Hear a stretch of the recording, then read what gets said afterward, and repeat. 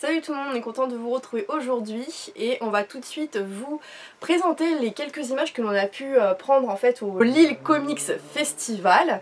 Donc voilà, qui s'est très bien déroulé. Donc on y est resté le samedi et le dimanche et les images que vous allez voir juste après en fait ont été prises le dimanche, dimanche matin jusqu'à 14 h environ, puisque le samedi c'était quand même assez blindé, il y a eu beaucoup de monde et donc on a voulu tout d'abord en profiter pour nous, hein, parce qu'on avait des commissions à faire, des dédicaces et voilà, il y avait beaucoup de monde pour chaque artiste, donc on en a profité pour faire ce qu'on avait à faire et on a pris un peu plus de temps le dimanche pour prendre en vidéo voilà, comment s'était déroulé le salon, les exposants et puis bien sûr les artistes qui étaient présents à ce festival.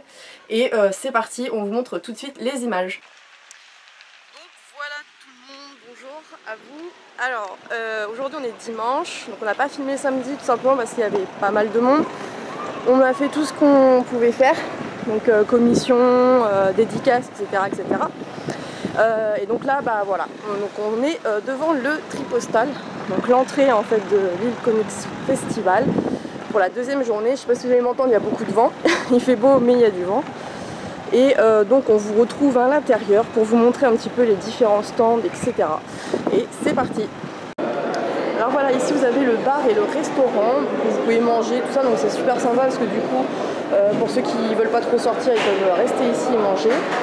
Là vous avez l'accueil, donc vous pouvez acheter des prints en fait des différents auteurs, enfin artistes qui sont ici dans le coin, donc c'est plutôt sympa aussi. Et puis là, vous avez tous les stands.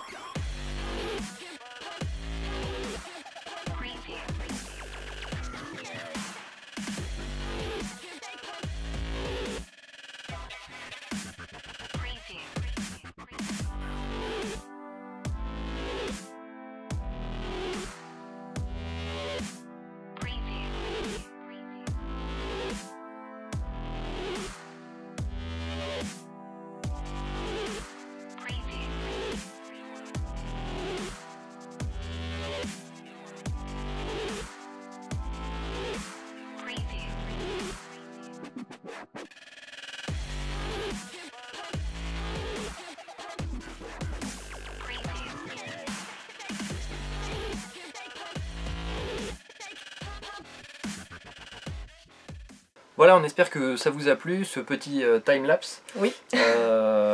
Donc comme la dernière fois, en fait, pour la Paris Comics Expo de 2016. Ouais, ouais. Le mec il sait plus où il habite. De 2016, donc on va parler un petit peu du Lille Comics Festival. Voilà, LCF. On va y arriver. On va dire LCF, ça sera plus rapide.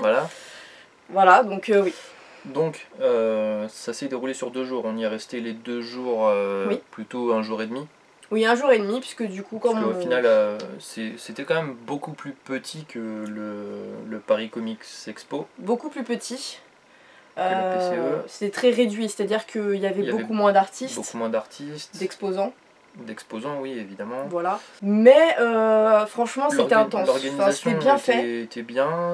Voilà, mais globalement, ça s'est bien passé. Il y avait quelques exposants de comics, VO, VF, un petit peu de figurines. Pas trop, comme vous aurez pu le voir en fait sur la petite vidéo. Et par contre, je trouve qu'il y avait quand même pas mal d'artistes très intéressants.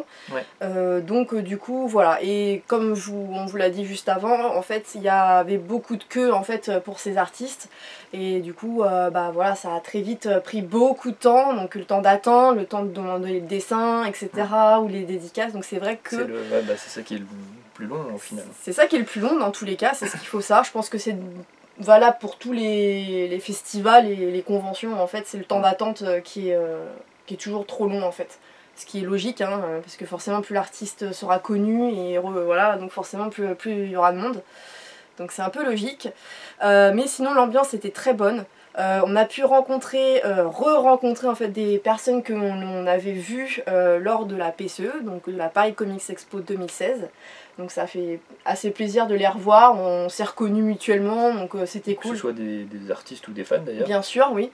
Ça fait toujours plaisir en fait, une petite communauté en fait de personnes qui font les différentes conventions et qui se réunissent au final, qui se re-rencontrent et je trouve ça vraiment sympa à se montrer les dessins qu'on avait pu faire et tout. Enfin voilà, c'est vraiment une très bonne ambiance, les artistes sont géniaux malgré les différences de langue qu'il peut y avoir puisque l'espagnol, américain, anglais... Ouais, c'est vrai qu'il y a toujours une espèce de barrière en fait de la langue tout simplement.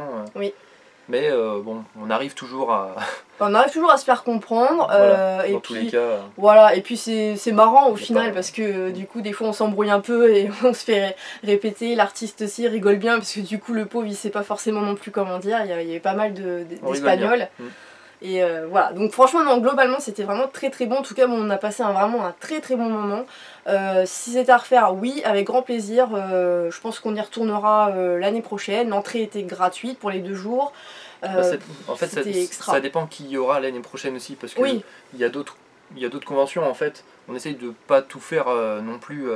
Voilà. Oui, bah c'est sûr, on peut pas tout faire. Si la FACT de l'année prochaine est plus sympa que la LCF. Selon la liste des artistes, des invités, quoi, faut voir. Voilà, c'est selon les invités qu'il y aura. Alors, en fait, cette année, on a choisi de faire donc Lille Comics Festival, tout simplement parce qu'on trouvait que la liste des invités avait l'air plutôt sympa. Et faut savoir que le mois prochain, il va y avoir le FACS, donc qui se trouvera donc en Belgique. À Gand. À Gand, voilà, et qui est une convention aussi spéciale comics, et il y a une liste aussi d'invités très sympa, sauf que c'est beaucoup plus loin, l'entrée n'est pas gratuite, il faut trouver un hôtel, parce que c'est quand même un grand salon, donc vaut mieux y rester plusieurs jours, enfin au moins 2 jours. Donc on s'est dit, quitte à choisir, autant choisir le SF. On peut pas faire les deux de toute façon, c'est pas possible. Le budget ne nous permet pas, nous avons un budget quand même, on essaye de se restreindre quand même dans le budget. Donc on a choisi la LCF et du coup on n'est pas déçu. Et si l'année prochaine le FACS est mieux que la LCF, on choisira plutôt l'un ou l'autre. Dans tous les cas on n'ira pas aux deux, mais voilà. Ça dépendra. On essaiera au moins d'en faire une. C'est ça. Au moins. Voilà. Donc globalement c'était super, l'ambiance extra, les gens extra, tout le monde était super sympa, ça s'est très bien déroulé. Donc vraiment très contente de cette convention et on va tout de suite passer en fait aux commissions que l'on a pu faire, donc les dessins et bien sûr les dédicaces également. Donc c'est parti, on y va.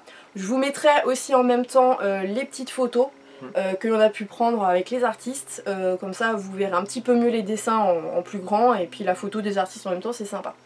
Alors c'est parti. Un petit peu comme comme la vidéo de la PCE. Oui, on l'avait déjà fait, donc voilà, c'était bien détaillé, j'espère que ça vous plaira aussi.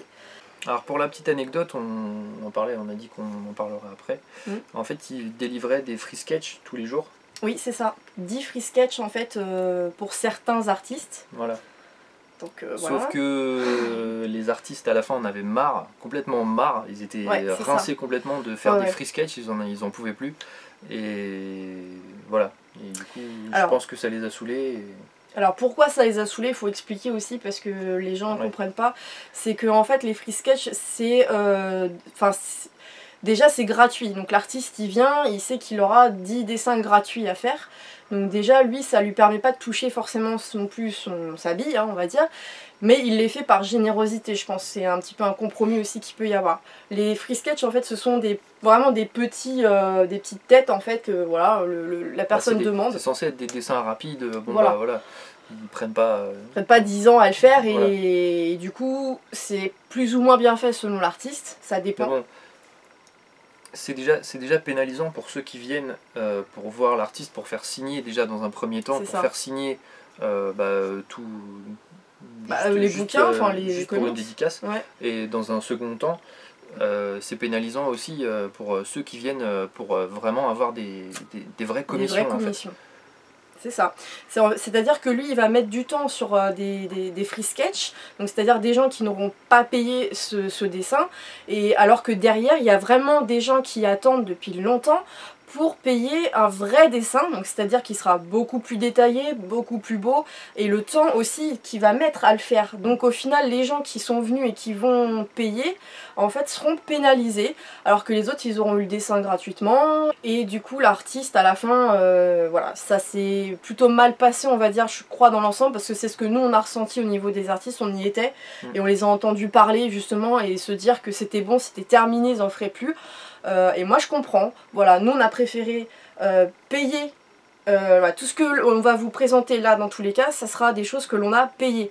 Voilà, on s'est pas dit on va aller faire la queue pour avoir des free sketch ou je sais pas quoi. C'était pas le but. Moi je pense qu'un artiste il vient sur place, faut payer son travail. Après c'est sûr que c'est toujours bien, voilà, pour ceux qui n'ont pas forcément les moyens, un petit free sketch comme ça, par-ci par-là, pourquoi pas, mais c'est vrai quand même que on a vu des artistes qui valaient le coup et qui méritaient, je pense, amplement d'être payés, quoi, tout simplement. Largement, oui, 100 fois. Voilà. Après, c'est sûr que moins c'est cher et mieux c'est, donc forcément, vu que c'est gratuit, bon bah... Les gens profitent aussi. C'est normal d'en profiter. Mais bon, voilà, ça profite en fait aux gens qui viennent, mais ça profite pas aux artistes. Bah non. Et puis ça pénalise aussi ceux qui viennent pour ça. Il faut bien que les deux en profitent. C'est des conventions, voilà, c'est fait pour... c'est ça. C'est fait et pour les fans et pour les artistes aussi. Il faut que tout le monde s'y retrouve au final. Ouais. Donc voilà. Et sachant qu'il y avait plusieurs, on a rencontré certaines personnes qui avaient gagné plusieurs free sketch de différents artistes. Donc en fait ils repartaient avec des dessins gratos pour la plupart, ils en avaient 3 ou 4 ou même 5 de différents artistes, c'était gratuit. Donc c'est pour vous dire quand même que je trouvais ça vraiment un petit peu dommage en fait cette façon de procéder. Bon, ça a duré que le samedi au final parce que ils ont arrêté le dimanche en fait. Le dimanche ça a été terminé. Ça devait être sur les 2 jours et au final les artistes se sont rendus compte de... Alors ils ont fait quand même des free sketch le dimanche, etc. Mais pas 10, en tout cas c'était pas 10, c'était que quelques-uns je crois. Barry Kitson en tout cas a décidé de pas faire Barry Kitson lui, il en a fait le samedi. Ouais. Il a vu ce que ça donnait, il en avait marre des free sketch parce qu'en plus tout le monde lui demandait toujours la même chose. Voilà, que des flashs. Donc à la fin il a saturé, il a dit terminé, j'en fais plus. Donc on a eu un message du LCF. Ouais, sur Facebook directement. Sur Facebook directement en disant que Barry Kitson terminé quoi. C'est ça. Plus de free sketch le dimanche. Moi je le comprends totalement en tout cas. Comme ça c'est réglé, on en parle plus. Donc du coup c'est vrai que le dimanche il y avait déjà beaucoup moins de monde pour lui et puis les gens qui venaient c'était vraiment pour acheter, voilà, et il prenait son temps, il faisait des choses bien et ce qu'il aimait aussi parce que du coup on lui demandait pas forcément la même chose et il appréciait voilà, de faire son boulot pour de vrai. Donc voilà, seul point négatif mais qui au final, bon ça s'est bien déroulé. C'est pas vraiment un point négatif, c'est plutôt un incident voilà, qui... Je pense technique, ils ont pas... Je pense qu'ils feront autrement l'année prochaine. Parce que les auteurs, enfin les artistes en tout cas, vont peut-être pas apprécier de faire ça tout le temps. C'est comme Rafa Sandoval, il s'était engagé pour faire 10 sketchs, 10 free sketchs, donc des dessins gratuits. Et il y en a un 11e qui arrive avec son ticket free sketch, bah voilà, j'ai un ticket, bah non. Il y en a que 10. C'est 10. Hein. Voilà. Donc il l'a refusé. Et ce qui est totalement logique. Et voilà, il a dit, en gros, je suis désolé, mais je te le fais pas. Je ne le ferai pas, voilà, tout simplement. Donc le gars est reparti avec son ticket et puis voilà, c'est tout. Mais c'est un peu logique, quoi. C'est un peu dommage, oui, pour lui, parce que bon, bah. Ouais, voilà, mais. Il vient voir peut-être son artiste, enfin un artiste qu'il aime bien, et puis bah il l'envoie bouler, bon bah c'est pas cool, quoi. Bah après, bon, si tu veux vraiment un dessin de lui, bah. Il s'est engagé, quoi. Voilà. On n'y peut rien. Hein. Nous on a fait notre petite cagnotte hein, pour y aller, on s'est pas dit on va compter sur les free sketch quoi, on s'est dit bah non, on va amener tant et on fera ce qu'on pourra, voilà. Donc bon, on va arrêter de polémiquer là-dessus et on va commencer, donc vas-y c'est parti. Alors qu'est-ce qu'on va présenter en premier? Ouais ça peut être pas mal tiens, avec ça. On va commencer doucement. Alors. Donc on avait David Baldeón.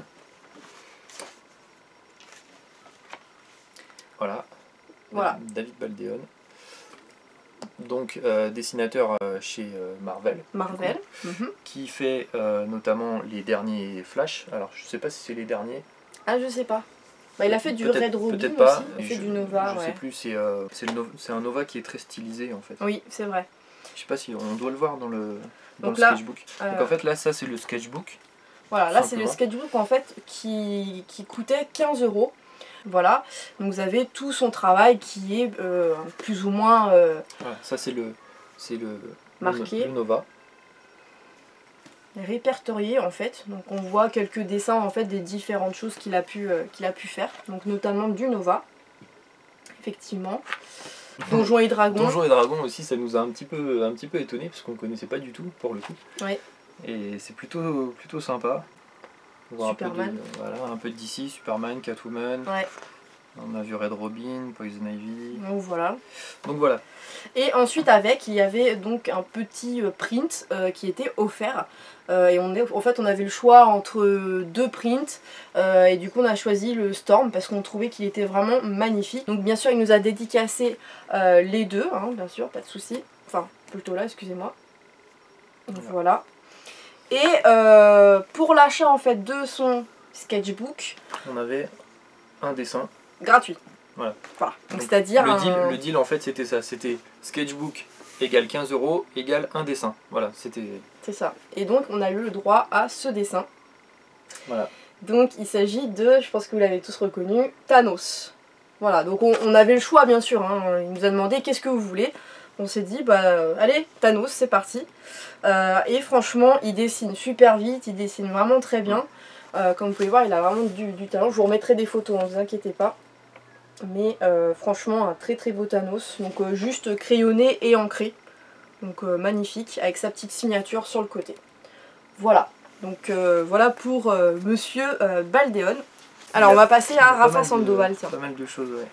Donc Rafa Sandoval, on n'a pas pu faire grand chose en fait. Grand chose, ouais, ça a été assez rapide parce qu'il y avait énormément de monde puisque c'est une des têtes d'affiche en fait, c'est un des plus grands artistes qu'il y avait donc au LCF. Donc voilà, donc je lui ai fait signer moi pour ma part les deux Catwoman. Voilà. Donc tome 3 et tome 4. Donc les signatures, je ne sais pas si vous allez bien les voir, mais elles sont ici. Alors il y a deux signatures différentes. Pourquoi ? Donc une de Rafa Sandoval, le dessinateur de ces deux tomes de Catwoman. Et la deuxième signature, qui est juste en dessous en fait de celle qu'on nous a montrée, c'est celle de Jordi Tarragona, qui est donc l'encreur officiel de Sandoval. Voilà, donc du coup on a fait dédicacer les deux, en plus ils étaient côte à côte, donc ce qui facilitait en fait, une fois qu'on avait terminé pour un, on allait à côté. C'est ça, voilà. C'était très simple au moins, on ne s'est pas pris la tête. Voilà, alors par contre ils nous ont fait ça sur la couverture, sachant que c'est des cartonnés. Bah disons qu'en fait ils avaient tellement de monde et tout, je crois qu'il a pas calculé en vrai. Ouais voilà, ils n'ont pas calculé. Je lui ai tendu ça et puis bah il m'a signé ça vite fait. D'habitude il signe là et pour le coup bah Donc bah tant pis, il faudra qu'on trouve un moyen de les couvrir tout simplement pour éviter que ça s'efface. C'est ça, parce que là, vous savez, à force de les prendre dans l'étagère, si on les prend souvent, ça risque de certainement frotter et de tout simplement partir. Mais bon, je pense qu'on trouvera une solution, en tout cas très gentil. Et on va continuer du coup avec Jordi, puisque on a eu la possibilité de lui faire un petit dessin, donc une commission, qui est juste excellente aussi. Voilà. Donc il s'agit, je pense que vous l'aurez tous reconnu, du Red Lantern Atrocitus. Voilà, donc il s'agit ici d'un dessin uniquement crayonné avec une seule couleur. Voilà, donc c'était le deal en fait, vous aviez plusieurs commissions possibles. Et on a choisi du coup le buste. Alors il faut savoir que pour moi un buste, moi je vois pas ça comme ça. Hein. Pour moi je vois ça plus petit et tout. C'est un buste quoi. Mais c'est du A4, voilà.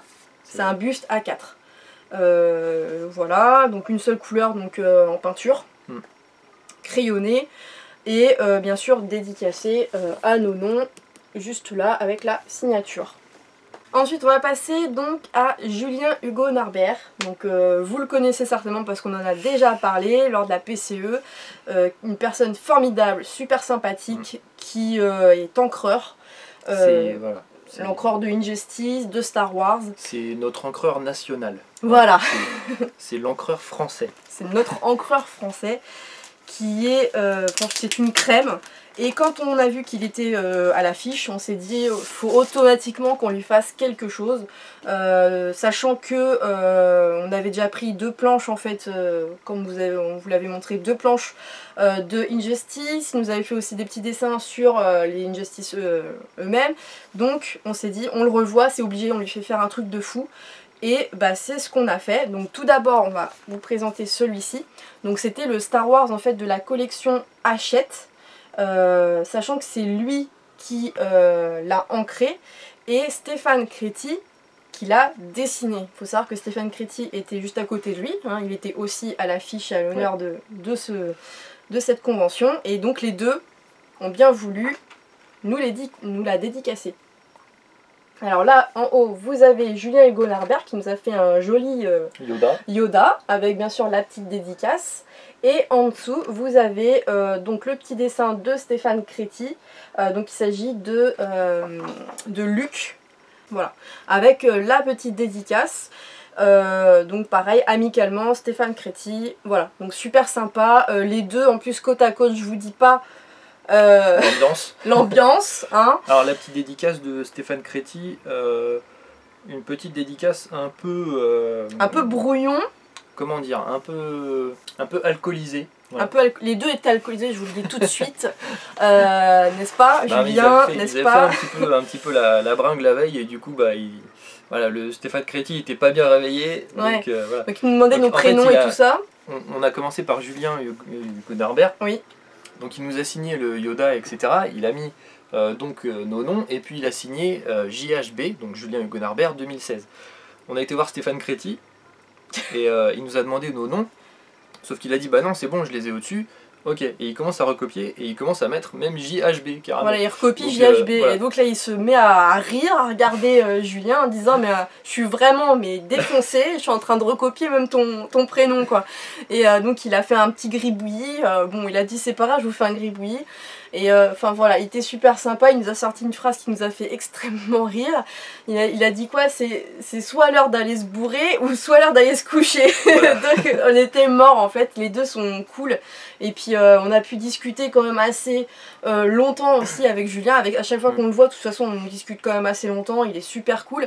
Et puis Stéphane Créti a l'air exactement dans la même ambiance en fait que Julien. Donc les deux ensemble c'était super cool.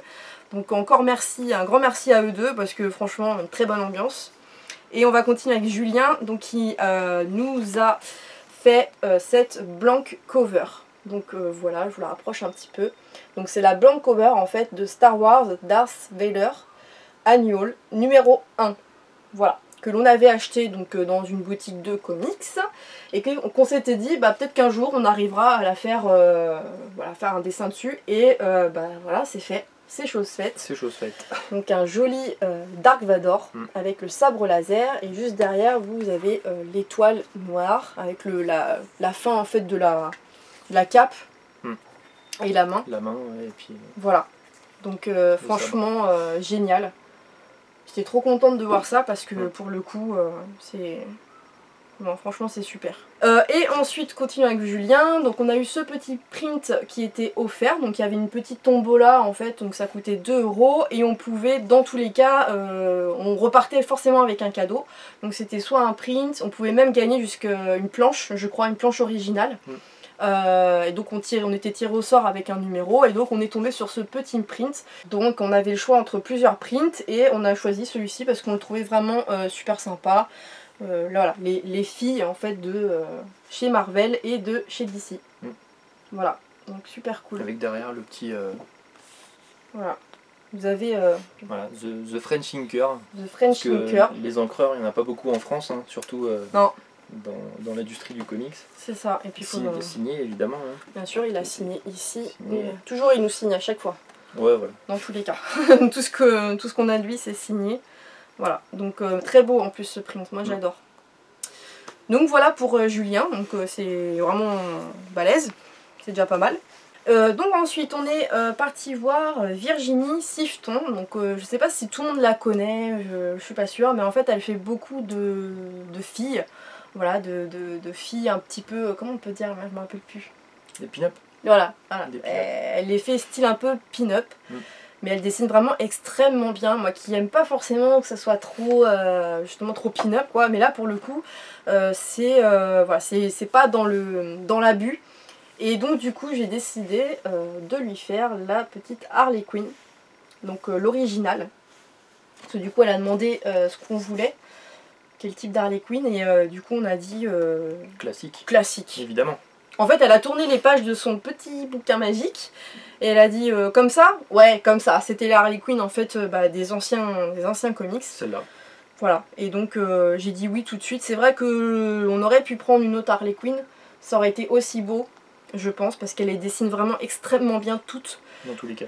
Dans tous les cas, mais bon pour le coup je voulais vraiment enfin... C'est une belle Harley Quinn et voilà, on l'a eu. Ouais. Franchement on l'a eu et puis elle est pareil, c'est une crème aussi, elle est super gentille. Et puis j'ai pu prendre des photos aussi avec... ouais, t'as même pris en photo je crois. Oui, oui. Voilà, donc franchement non, c'est cool. Donc voilà, avec sa petite signature aussi en bas, bien sûr à chaque fois. Donc là ce que je vous montre en fait c'est pour précision, c'est un petit carnet que l'on a acheté en fait à Cultura, un carnet à dessin. Où il y a marqué en plus sketchbook, donc c'est des feuilles assez rigides qui permettent justement de dessiner et de mettre de la peinture et tout ça, donc du coup on a décidé d'acheter ça pour essayer de se faire le maximum de commissions possible. Voilà, donc ça commence bien. Dans la limite du raisonnable. Dans la limite du raisonnable, mais ça commence bien pour le coup. Ensuite, vas-y, je te laisse présenter celui-ci parce que alors là c'est la... Voilà, c'est... quelque chose qu'on s'attendait pas du tout à avoir au final. Là j'étais vraiment sur le... Ouais, parce que moi je m'attendais... Sur le derrière. Pour être poli. Ouais. Et voilà, c'est vraiment un truc de fou. Ouais, c'est parti, bon, allez. C'est parti. Go. Il s'agit en fait d'une blank cover. Alors là je vous montre la couverture officielle. En fait c'est le Batman Rebirth numéro 1. C'est ça. Du coup, enfin le All Star Batman. Voilà. Numéro 1, qu'on avait acheté en fait en blank cover, donc une couverture blanche évidemment, et on l'a fait signer par Steve Scott. Donc petite blank cover. C'est parti. Tada. Voilà. On a fait le Joker. Oh punaise, elle est trop belle, en fait je suis en train de regarder là. par Steve Scott. Elle est magnifique. Voilà.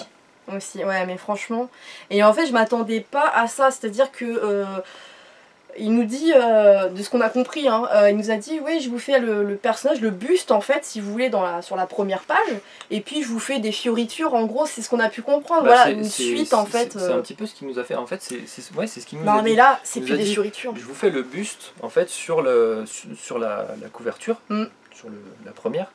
Et puis je vous fais une espèce de, une forme en fait qui court sur tout le reste en fait. Ouais, mais je crois que ça va juste être un petit truc, tu vois, pas. Non, mais là c'est carrément.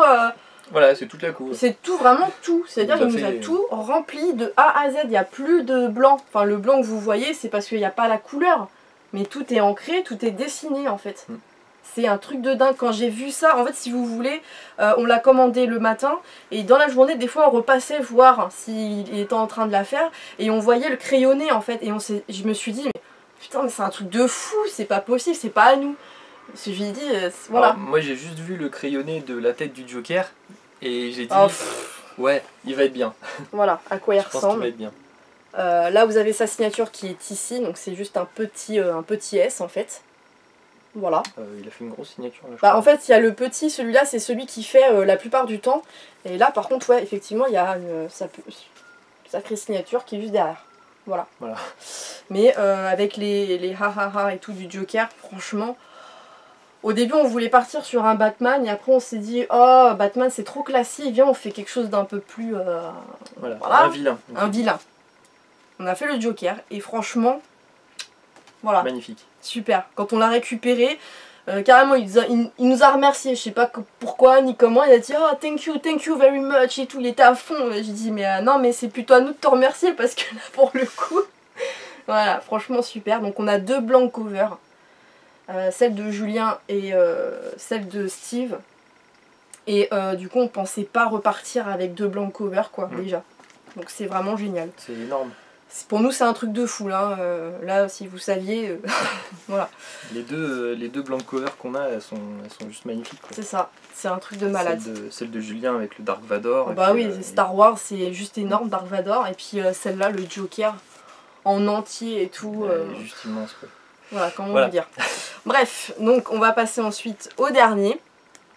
Au dernier, donc au dernier artiste qu'on a été voir. Alors moi j'aurais voulu avoir quelque chose quand même de Rafa Sandoval, mais bon, ça coûtait quand même assez cher au final, et donc on n'a pas pu avoir autre chose que juste des dédicaces, parce que bon, on a quand même un budget. Hein. Malheureusement, c'est comme ça. On peut pas tout avoir non plus, il faut choisir. Hein. Donc choisir c'est éliminer dans la vie, dans la vraie vie. Voilà. Donc voilà. Donc du coup... Donc on a choisi et on n'est pas déçus. Non, carrément pas, franchement c'est un truc de ouf. C'est un truc de fou. Donc le dernier c'était évidemment Barry Kitson. Voilà, le grand Barry Kitson, je pense que tout le monde le connaît. L'immense Barry Kitson. Parce que Barry Kitson, bah voilà, c'est d'ici, il sait faire de tout dans tous les cas, il n'y a pas de problème. Voilà, Barry Kitson c'est ça. Il est connu, voilà, franchement ça c'est pas un truc de fou quoi. Justice League, déjà rien que cette couverture est magnifique, les dessins qu'il fait... Là c'est lui entièrement qui fait le comics. Hein. On retrouve la dédicace ici là. Voilà, c'est lui qui fait la couverture et tout. Bah, c'est lui qui fait la couverture et l'histoire à l'intérieur. Hein. Tout est de lui, donc là pour le coup c'est 100%. Et ensuite celui-ci donc. Voilà, le gros pavé. JLA année 1. C'est ça. Le tome 0. Tome 0, et donc il nous a fait la petite dédicace. À l'intérieur, voilà. Là au moins on est sûr que ça ne s'effacera pas. En blanc en plus on la voit très bien, elle est très très belle, et en plus je trouve qu'il fait une signature de zinzin déjà à la base. Voilà. Elle est bien droite et tout, nickel. Ouais, très stylisée. Très stylisée déjà. Donc pour parler de Barry Kitson... Alors, on va expliquer un petit peu comment ça s'est passé. À la base on voulait juste faire dédicacer les 2 comics qu'on vient de vous présenter. C'était tout, c'est tout ce qu'on voulait. Et en fait, si vous voulez, les gens qui étaient dans la file me regardaient désespérés. Ils me disaient mais non mais il faut que tu passes devant et tout, tu fais juste signer et puis sinon tu vas attendre 3 heures. Je me suis dit ouais mais je commence à m'incruster devant et tout. Et puis il y a quelqu'un qui était en train de se faire un dessin, donc un headshot.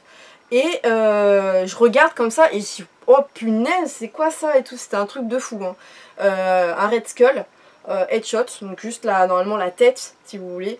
D'ailleurs vous pouvez le retrouver sur la page Facebook de Barry Kitson. Ouais, le Red Skull il l'a posté. Il a un espèce de cube cosmique en fait, et à l'intérieur il est piégé Captain America. Voilà. Donc vous le retrouvez sur Facebook, il n'y a pas de problème. Je crois vous tapez Barry Kitson et vous retrouverez le dessin de Red Skull. C'est ça. Juste magnifique.